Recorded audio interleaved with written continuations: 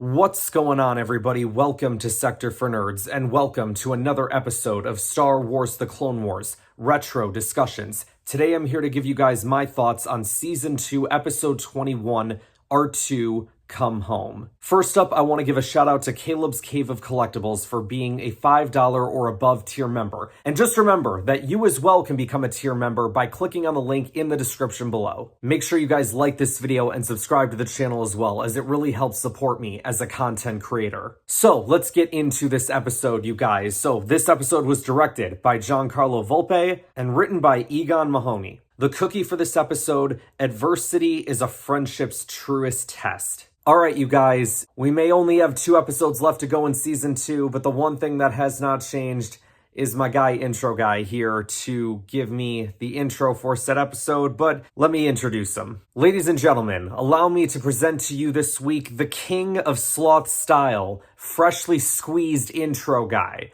Take it away. Revenge. Boba Fett, son of the notorious bounty hunter Jango Fett, infiltrated a Jedi cruiser in an attempt to assassinate General Mace Windu, the man who killed his father.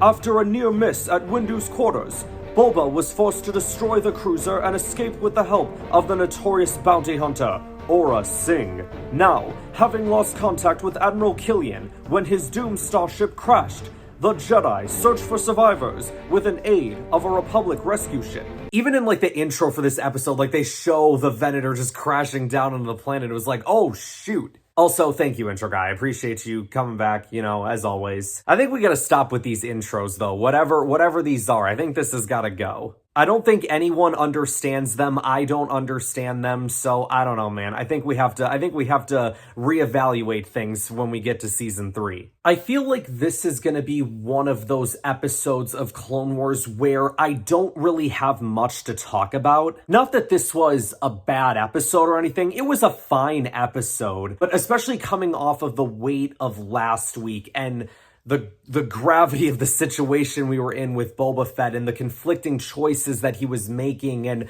the conflict that was within himself, all of this emotional stuff. And this one was kind of more like how do we want to say it? Like a wacky, fun sort of episode. You know what this episode was? And for those who watch Christmas movies will understand this. This was Home Alone. This was Kevin defending his house from the burglars. R2 is Kevin in this instant, but instead of defending his home, he's defending his best friend and his friend's work buddy. But let's kind of start from the beginning, shall we? Immediately at the beginning of this episode, Mace isn't impressed with the way that Anakin treats R2. Kind of like a puppy. And what they say, like a dog is a man's best friend, you know? But anyway, they get aboard the crashed Venator and they find a bunch of dead bodies, but the bodies that they find didn't die because of the crash. They were executed. There were bullet holes in them. They find this on the lower level. They get up to the bridge and they find it there as well. There's no sign of Admiral Killian nor Commander Pons,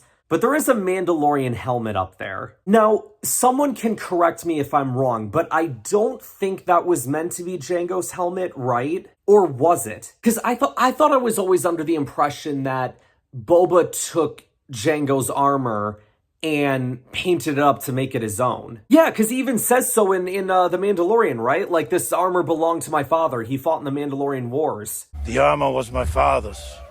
Now it's mine.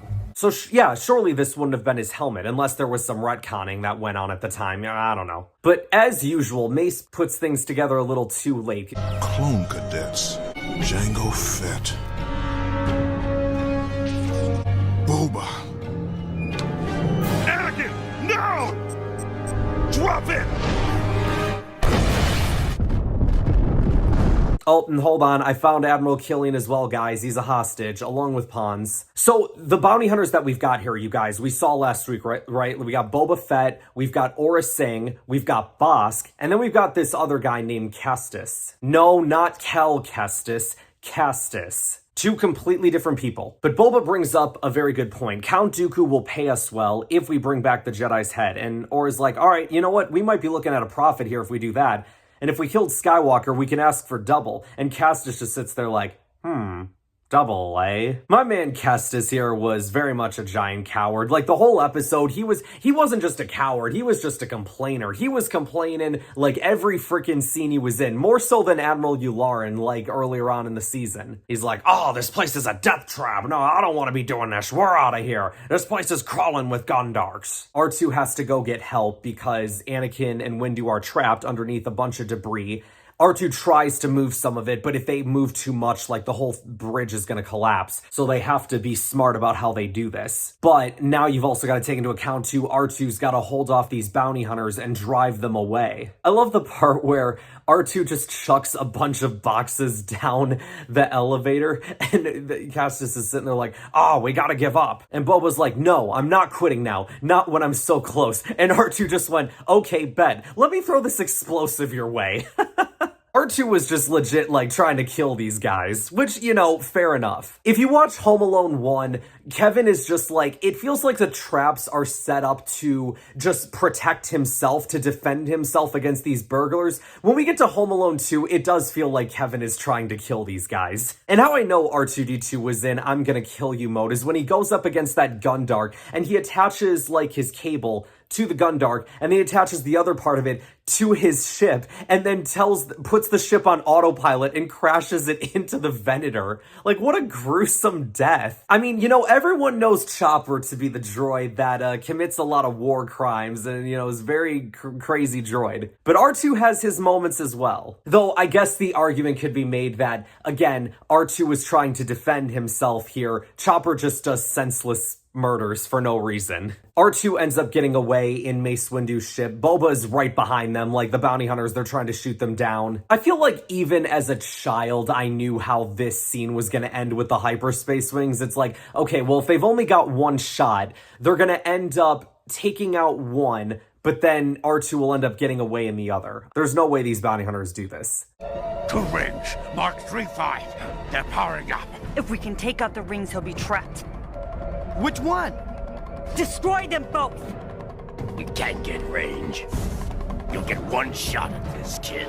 And sure enough, R2 gets away, and I'm sitting there laughing like, haha, screw you, Boba Fett. I felt sympathy for you in the last episode, but you're with the bad guys right now. I got no sympathy for you. You're going after our droid. Nuh-uh. I got you, Windu.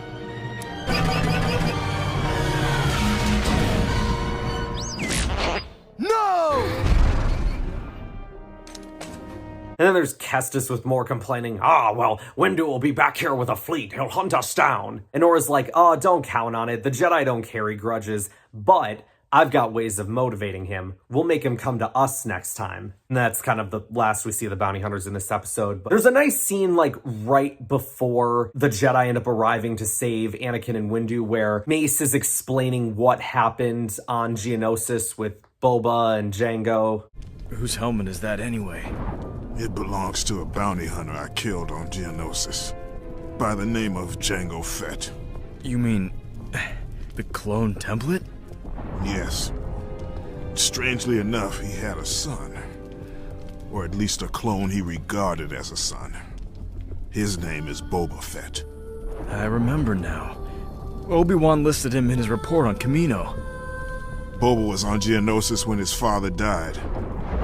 He watched as I killed him. R2 flies to the Jedi Temple, goes into the, like, communications room, and he, like, falls down the stairs. Plo Koon is there, Ahsoka's there, and Ahsoka says, R2? And I said, Ahsoka? Feel like you haven't been around much this season. I checked last week, you guys. Ahsoka is only in 2 less episodes this season than she was last season. Why do I feel like she has not been around this season? Like, I think part of it is just because, like, the episodes that she is in when it comes to this season, I feel like she's just been taking a back seat in a lot of them. Like, in the beginning of the season, she was very much there. But I feel like other than Lightsaber Lost, like, the back half of season 2, there ain't much going on that's about her. But Ahsoka's there to, like, keep the peace because R2 starts going after another droid that's plugged into the terminal because R2's clearly trying to get this message out, right? And Ahsoka has to break up the fight. And Plo's like, all right, R2, deliver the message that you so obviously need to communicate. And they see a, you know, shot of Anakin and Windu trapped, and Plo's like, all right, prepare my ship. We're going right now.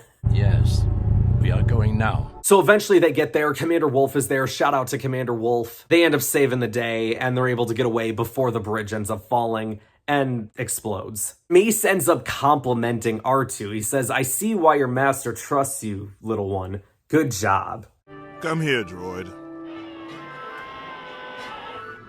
I can see why your master trusts you, little one. Good job.